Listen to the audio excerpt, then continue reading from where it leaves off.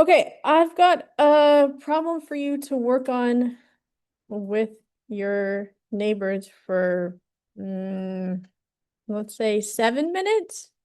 I've got markers, so if you want to work with your neighbors, I have I've conducted a survey.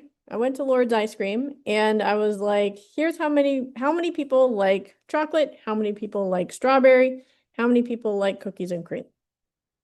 And so here's all the information. How many people took the survey? That's what I want to know. So I have like this is all the information. These are the Venn diagrams. I would like you to put numbers in the Venn diagrams. All right. Is that clear? Awesome. Go for it. If you're on Zoom, today might be tricky. Uh, yeah, there's lots of equations today.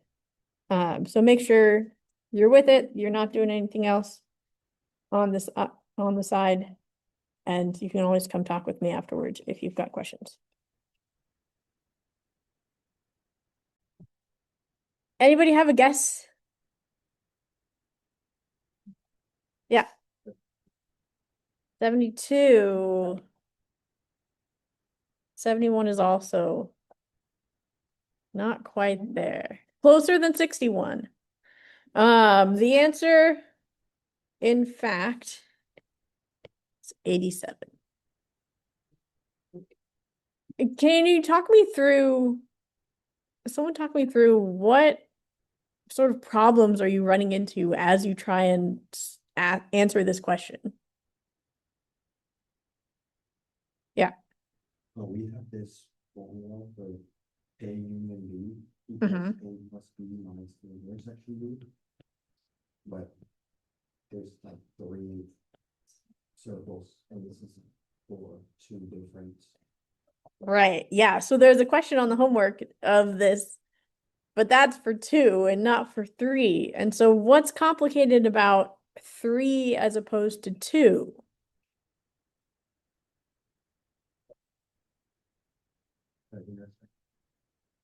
Right. There's like way more possibilities that you have to keep track of.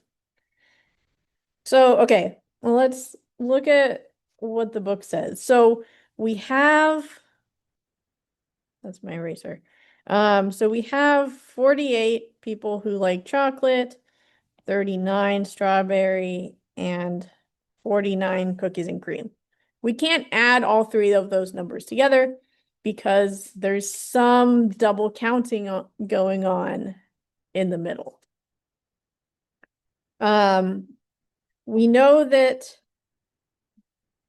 8 like all three. And so 15 is strawberry and chocolate. And so we have to figure out what that is. So 15 minus something.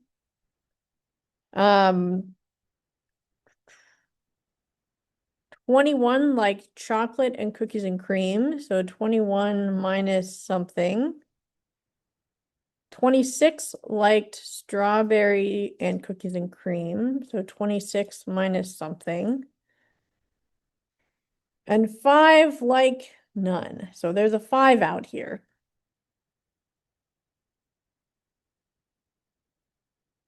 All right. So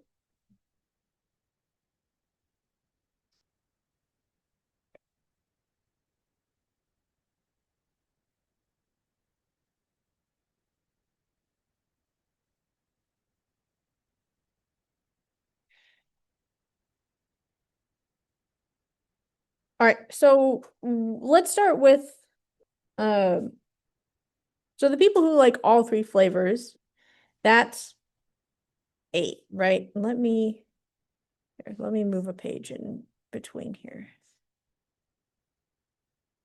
So the people who like all three is 8. So we've got some notion of an 8. And then to get the people who like chocolate and strawberry, we can do 15 minus 8 equals 7. And so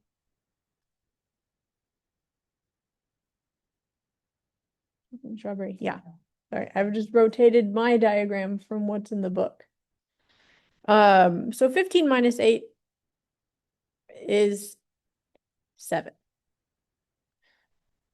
And that's not double counting anything because we know that 15 people like both chocolate and strawberry. That overlaps with people who like all three. Because if you like all three, you will also like both chocolate and strawberry. So we can do 15 minus 8, split that into 8 and 7. So we've got at least one number down. Let's do that with the other two pairs. So 26 minus 8 is 18. And 21 minus 8 is 13.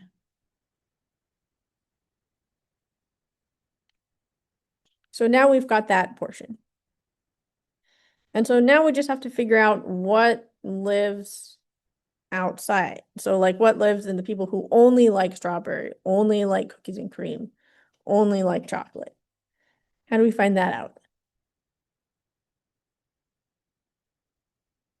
Yep. You do like the number, so like for strawberry 39, and it's all three of those, so in the. Mm-hmm. So the ones that we've already compiled, and that, if someone would like to pull out a calculator and let me know what that is. So 6 people like only strawberry. What about chocolate? Call it out when you've got it. One. And cookies and cream?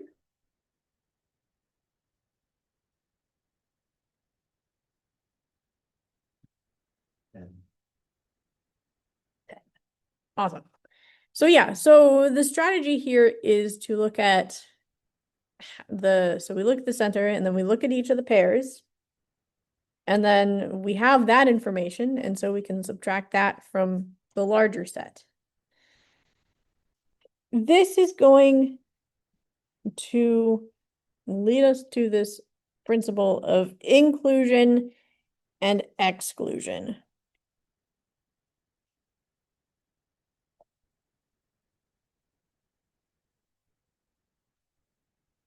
All right, so I've got another question for you.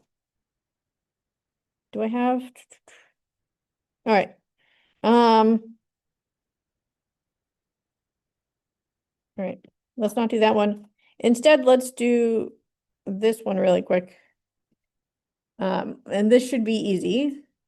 Where how many permutations of the set of natural numbers up to n? How many permutations of that set are there? Not a trick question.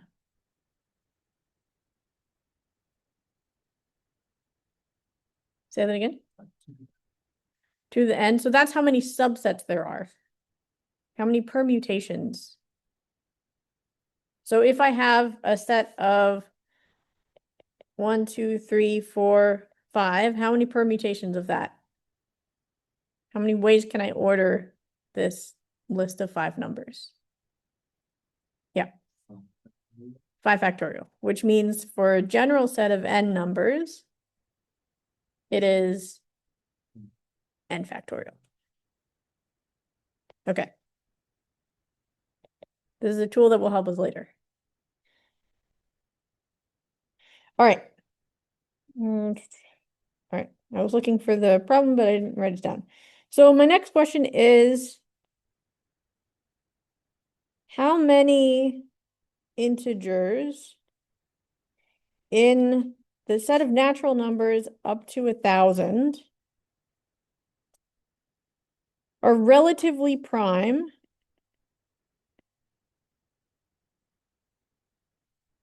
with the numbers 3 and 5?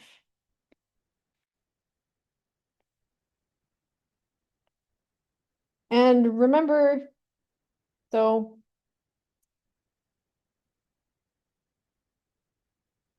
either it's a multiple or it's relatively prime, right? So like 3 and 4 are relatively prime. 3 and 5 are relatively prime. 3 and 6. 6 is a multiple of 3. And so this is, so every integer is either relatively prime or is going to be a multiple of either 3 or 5.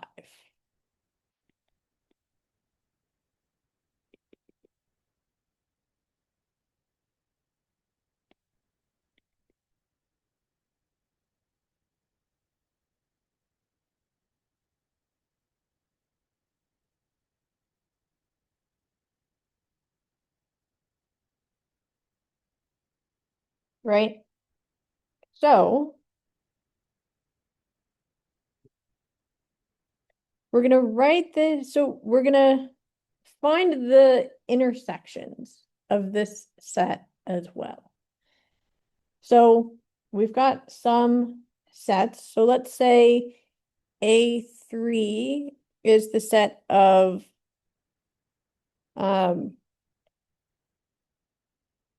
the subset of the numbers 1 to 1,000 with the multiples of 3.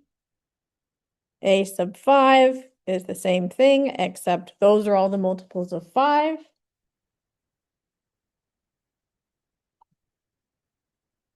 Right, so we can say here's all the multiples of 3, here's all the multiples of 5. So A3 is 3, 6, 9, and so on, all the way up to 999. A5 is 5, 10, and so on, all the way up to 1,000.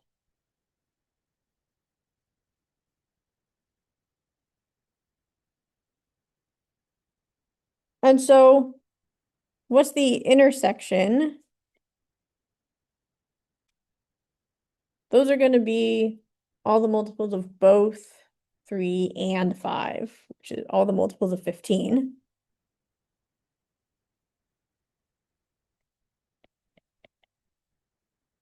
All the multiples of 15. And so here's where we can use the simpler version, because we're only dealing with 2 sets here. And so this is the version that you do on your homework, where to get the number of things in A3 union A5, this is the number of multiples of 3 plus the number of multiples of 5 minus, because we don't want to overcount, and so we subtract the multiples of 15. So A3 intersection A5.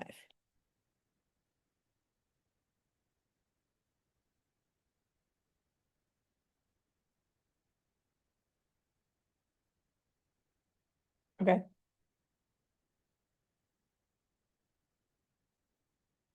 I'm going to tell you that the number of multiples of 3 is 333. Number of multiples of 5 is 200. Number of multiples of 15 is 990 divided by 15, which is 66. And so we can do that math and get that number. The idea here is we count something, then realize, oh, wait, we've overcounted. We need to subtract something. And that's how we get our actual number. So it's like we add 48, we add 39, we add 49. Oh, wait, we've overcounted things. We need to subtract 8. We need to figure out like what's 7 and subtract that. So from the numbers we know, take away the things that we've overcounted, and then that gives us our true number. All right. here's where it gets tricky. If you open the textbook to this chapter, specifically page 269 and 270, it looks super intimidating, and it is, but that's just formulas. And formulas are what mathematicians use to describe a complicated process. This is a complicated process where we have some sets and we're trying to stop overcounting things. So let's write the equation down and then I'll tell you what we're doing. So there's version 1, which is theorem 11.1.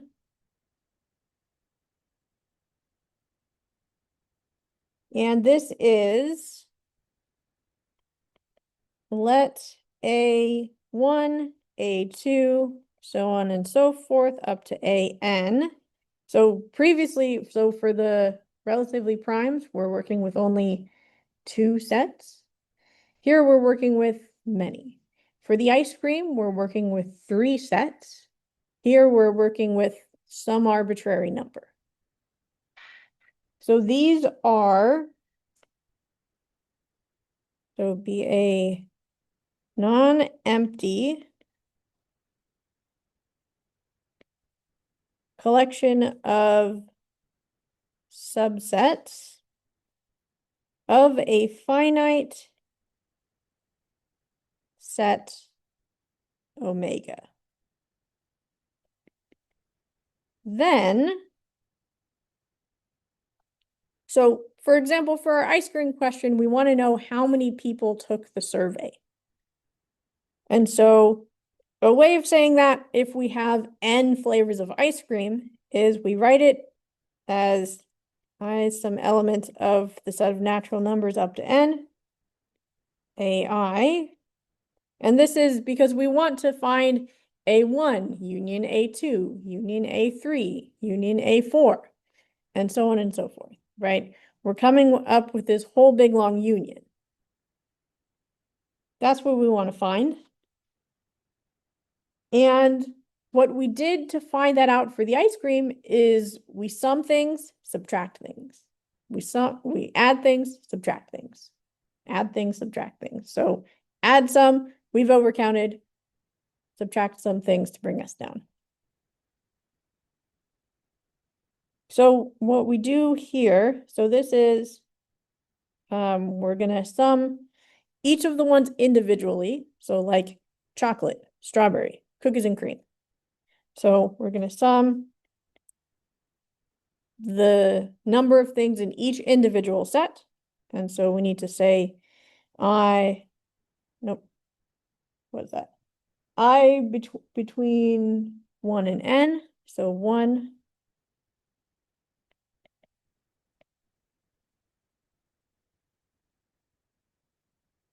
So I goes between 1 and n. That's all the individual sets.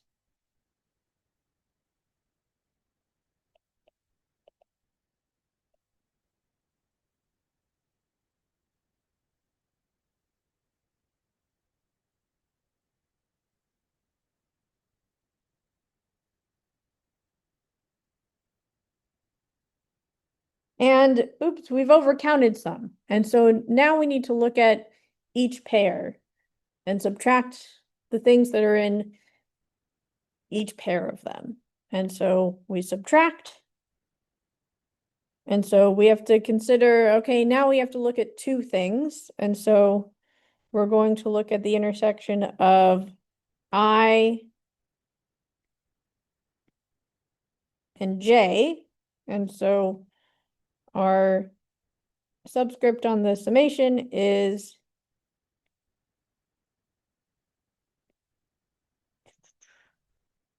we have to start, wait, no, that's not what the book says. This is assuming that I is less than j, which is less than n, or equal to. Again, I'm not going to worry too much about the subscripts.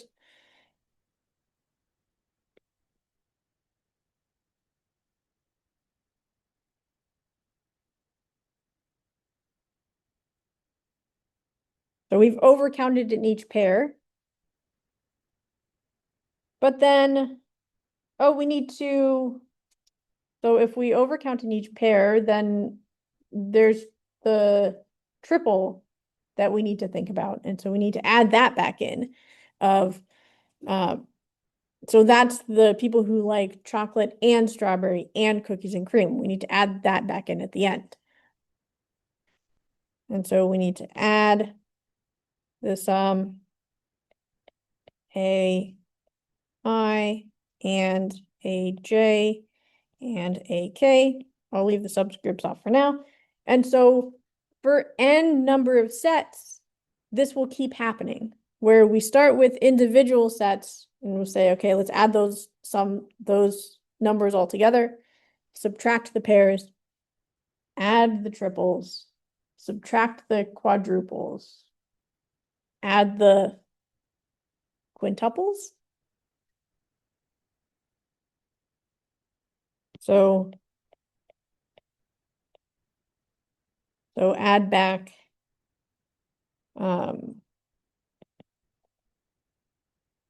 triples. And so then we have minus so on and so forth, plus, then we have -1 to the n minus 1, which is, this is the general term to say, here's whether we're subtracting or adding this term.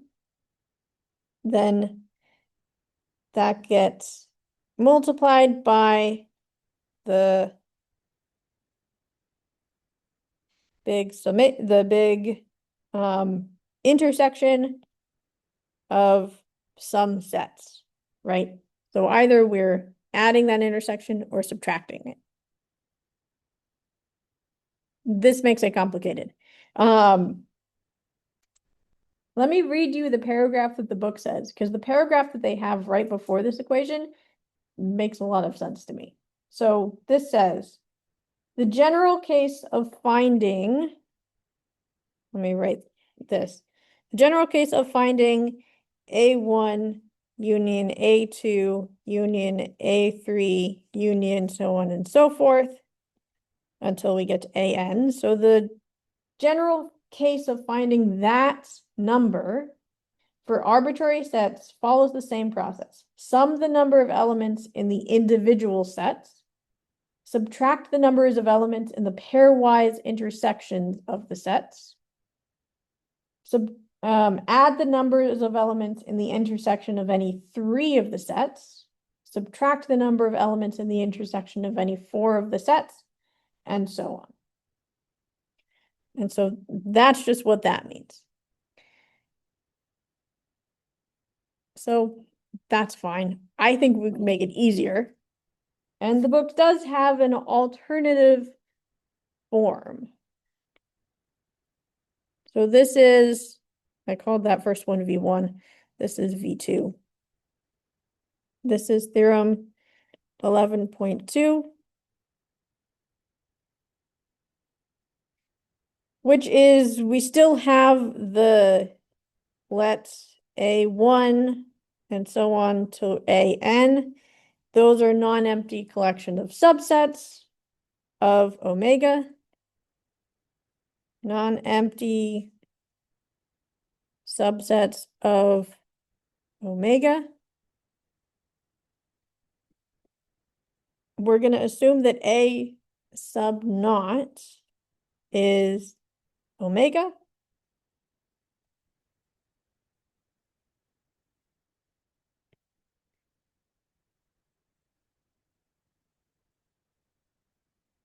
And for any non-empty set I, where I is a subset of those natural numbers up to n. So I is a set. And so, for example, if I is, or if we're at n is 3, I could be equal to 1. I could also be equal to 2, 3, 1, 3, 1, 2, 3, and so on. Right? I is a subset of that set of natural numbers. All right, I lost my place.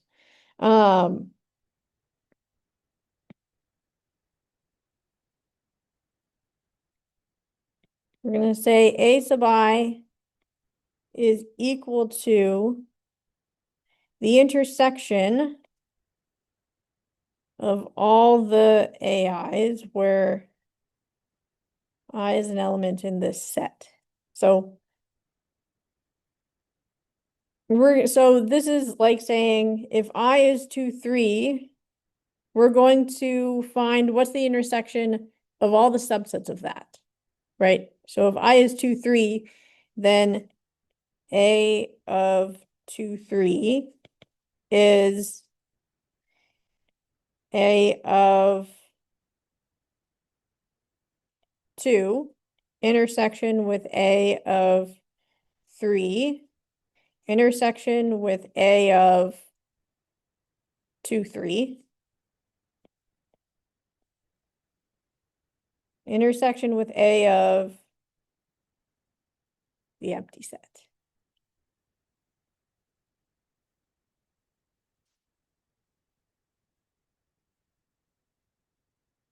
All right.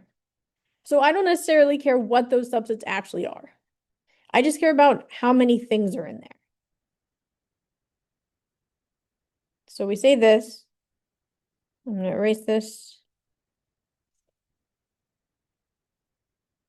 and give myself room for the theorem.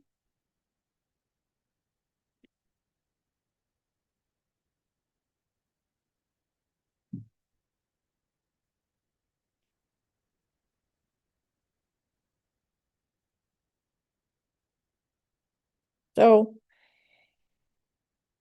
we want to find the intersection of the complement. And so that's everything that's not in those sets. And that is the sum where I is a subset of that list of natural numbers, -1, and we'll raise that to how many subsets are we considering at the moment, times the cardinality of that set A to the A sub the set I. This is a lot. I'm aware. I stared at this and I was like, what are we doing?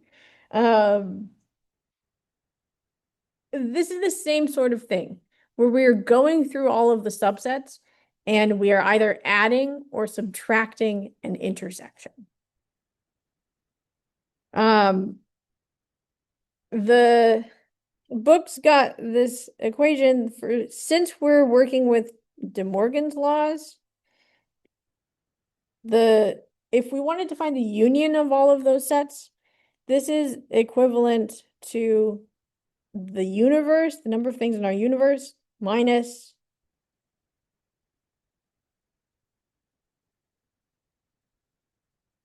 all of the things that are not in that union, so this is the complement rule, right? To find that union, we just take everything minus the number of things that aren't in the union. And with De Morgan's laws, that is the universe minus the intersection.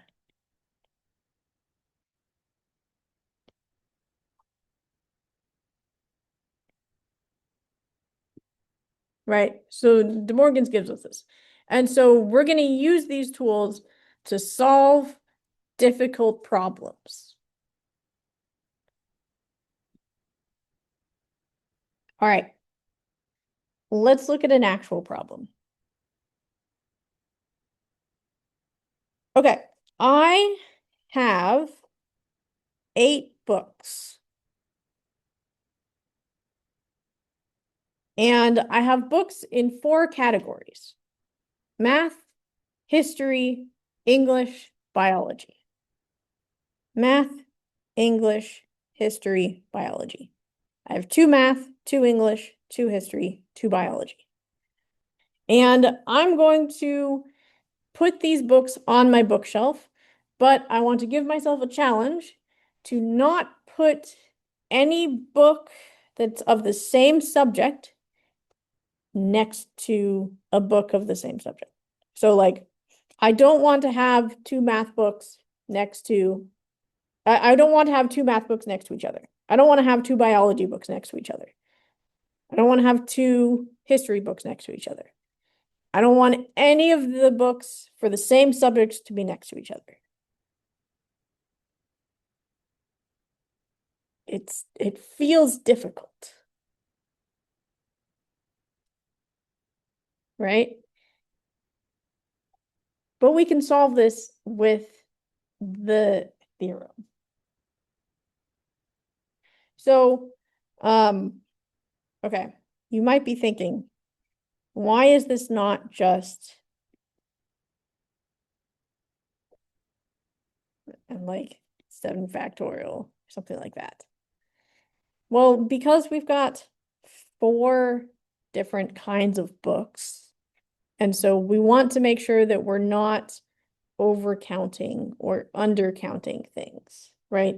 So I don't want any of my math books next to each other. I also, in addition, don't want any of my history books next to each other. So we've got to use this theorem. Okay.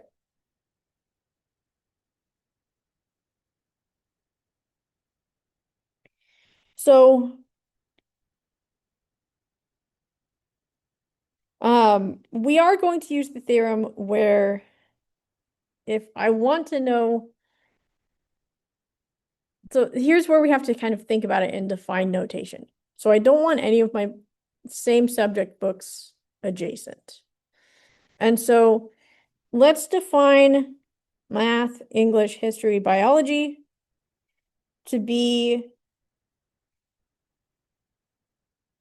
the sets of orderings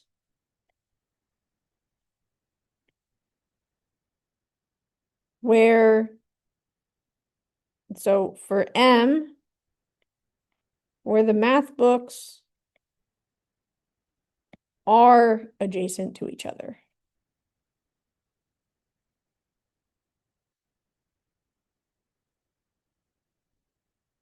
The history books are adjacent. And so this is a set of ordering of 8 books. And so to find where they do not overlap, so no 2 books of same subject next to each other. In terms of notation, I want where the math books aren't next to each other. And my English books aren't next to each other. And my history books aren't next to each other. Neither are my biology books. Right? So if I define these sets as this is the set of pairings where they are adjacent, I'm going to use this complement rule to kind of help me out here. Because we've got this, so we've got this equation where the union of all of them is equal to the number of things in the universe minus this little formula. Good news for this little formula, we have an equation to come up to say how many things in there. And so that's why we're looking at it from this perspective. So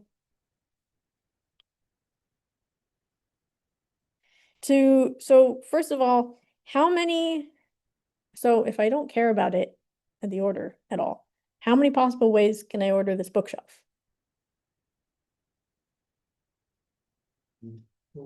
8 factorial, right. So 8 factorial, that's the number of things in the universe where here's how many possible ways I could order these books. All right. So the next thing the theorem talks about is this notion of subsets. So if we treat the books instead like numbers, like 1, 2, 3, 4, 5, 6, 7, 8. And this is the case where like I don't want to have 1 and 2 next to each other. I don't want to have 3 and 4 next to each other. 5 and 6, 7 and 8.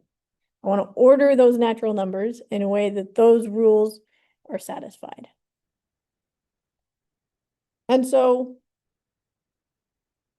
we'll talk about the I being a subset of that. And so I want to know, I've got my set of math, English, history, biology, where these are where they're next to each other.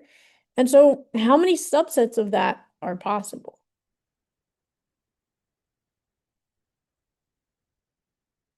So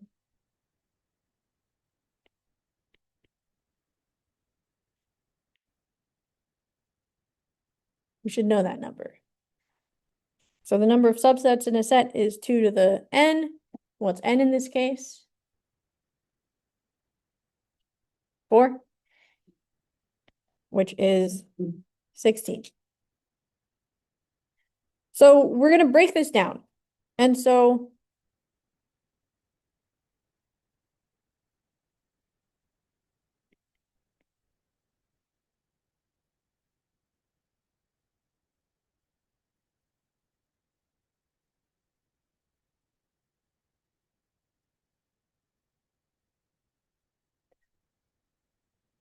all 4 subjects have books adjacent. This is a subset with 4 elements.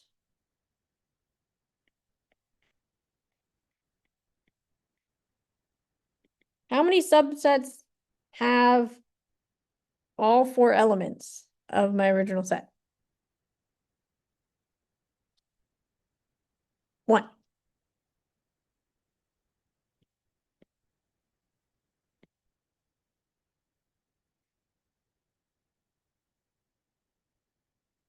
How many subsets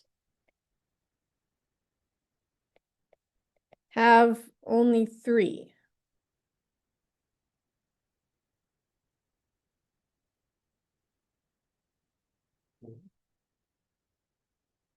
Which is, Choose three. yeah. So 4 choose 3, which is indeed 4.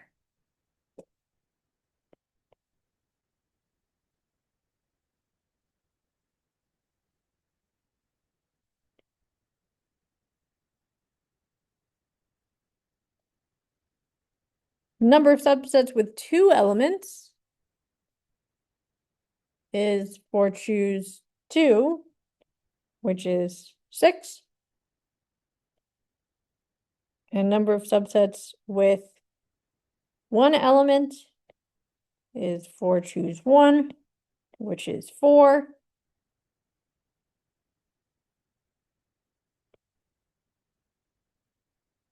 Number of empty subsets, 4 choose 0, which is just 1.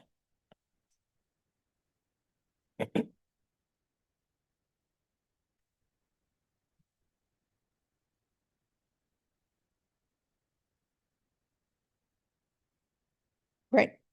And so the reason we're looking at what subsets are there where there is like the subjects next to each other, the reason we're looking at this and not the opposite case is because the theorem, that's looking at the case where they are together, right? There's no bar over this A sub capital I, right? So that's why we're considering what are the subsets where they do appear together. All right, so we're going to build up the terms of this. And again, I don't care like what these subsets actually are. I just care about how many things are in them. So let's look at A.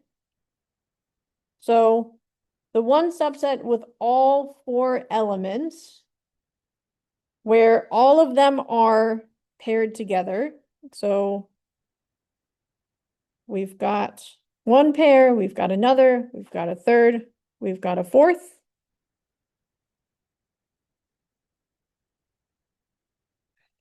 How many ways are there to, so we've got like 4 blocks. How many ways are there to order this 4 blocks?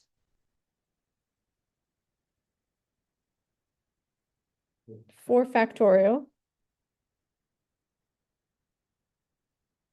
So we've got 4 factorial. And then, okay, so let's assume that, like, for my math book, I've got my discrete math book and then I've got my statistics book. Those are 2 different books.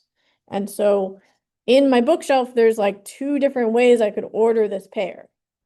And so for each of these, we also have 2 different ways to order this pair, 2 different ways to order that pair, 2 different ways to order that pair, 2 different ways to order that pair. But overall, in our groups of 4 subjects, there's 4 factorial ways to move all of those 4 subjects around. And there is one possible subset of all 4 of them being grouped together, right? So that's that number. So to get this number, so we have -1 to the power of, let's see, what was that? -1 to the power of the number of subsets. So the number of subsets was 1. No. Wait.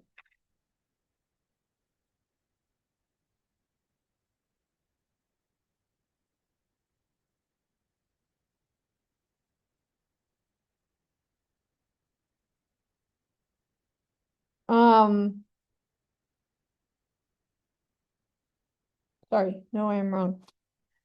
This is not the number of subsets. This is the number of subjects we're considering. So we're considering the case where all 4 subjects are grouped. And so the number of subjects we're considering is 4 because there are 4 blocks.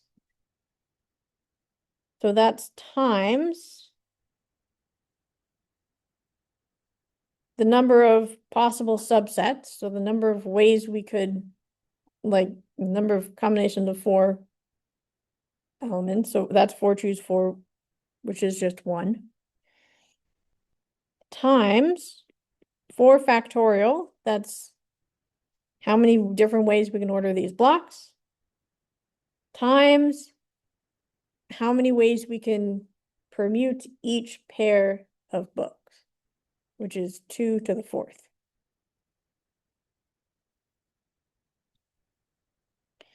This ends up being 4 factorial times 2 to the 4th, which is 384. So then when we consider B, we're looking at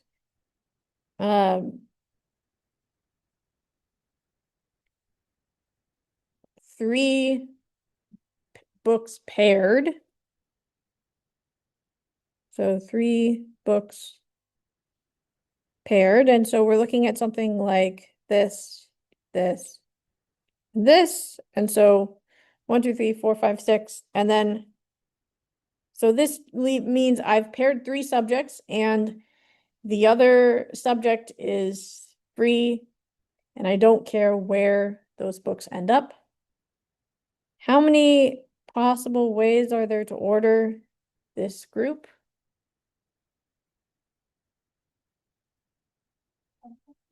Yeah, 1, 2, 3, 4, 5.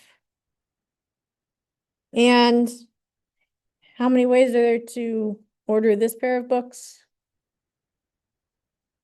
2. 2 and 2. These both secretly have a 1. but that's just a 1, so we won't care about that. And how many possible subsets do we have? 4 choose 3, which is 4. And so this is going to be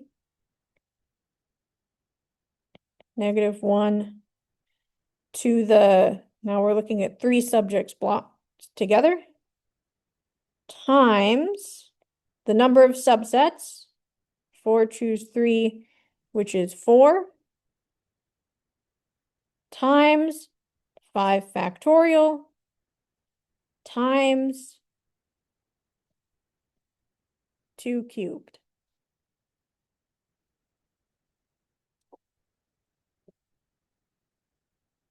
All right, for C, hope you're starting to get the picture where now we've got 2 blocks and then 1, 2, 3, 4. And so there's 2 ways to permute each of those pairs, and 1, 2, 3, 4, 5, 6 ways to move each of these blocks around.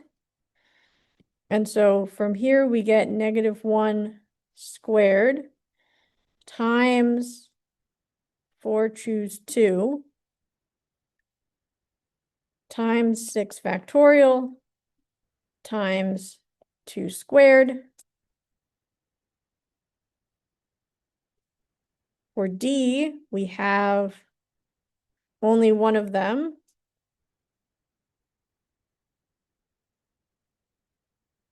And so this is 6, 7. There's a 2 there. And so we have -1 to the 1 times 4 choose 1 times 7 factorial times 2. And so this is going to be a negative number. This is a positive number. This is a negative number. This is a positive number. Add all those together, you get, here's how many ways I have to put my books together in this way. All right. One more thing.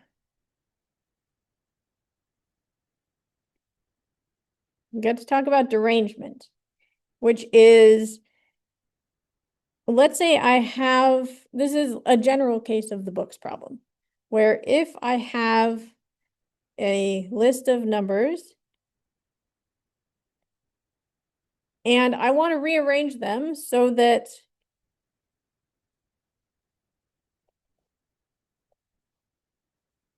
no number goes in its spot. So if we start counting at 1, then 1 shouldn't go in 1. 5 shouldn't go in 5. 1,000 shouldn't go in 1,000. 587 shouldn't go in spot 587.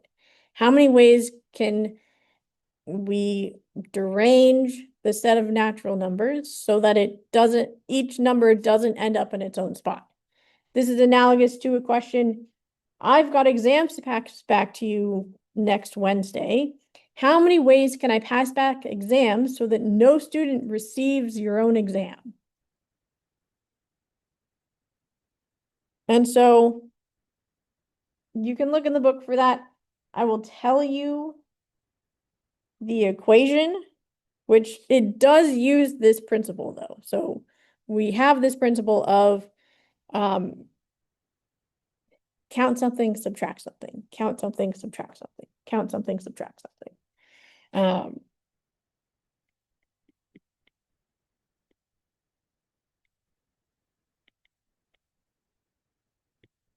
The number of derangements of these natural numbers is n factorial times 1 over 2 factorial minus 1 over 3 factorial plus 1 over 4 factorial minus 1 over 5 factorial all the way until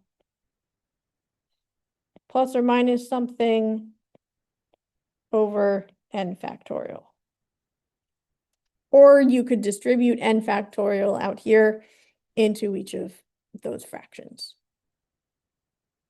All right, that's the number of derangements. Next time we will do one of these homework problems. This is a very tricky section. We're going into the pigeonhole principle next time, which is fun, but still uses these same ideas of we want to count something, but not too much of it. All right, thank you. Read the textbook if this is confusing. It is confusing. I'll post the notes, post the video, rewatch it if you need to. I will see you on Monday. Thank you, Professor.